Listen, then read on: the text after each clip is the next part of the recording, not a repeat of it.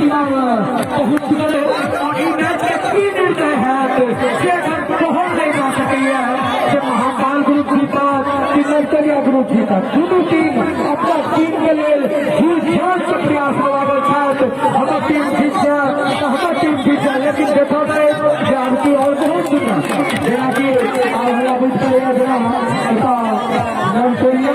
team कमजोर पर रहे छै नर्सरिया की खातिर ही नर्सरिया की खेत अच्छा तो महाकाल टीम जो थे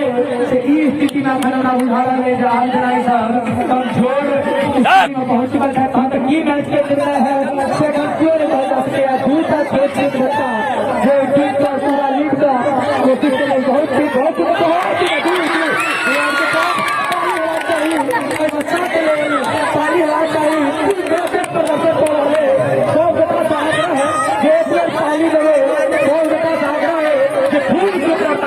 बहुत शानदार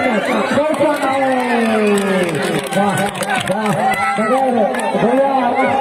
खेत की सबकी शुक्रिया बुझा रहे थे लेकिन बड़ा सुंदर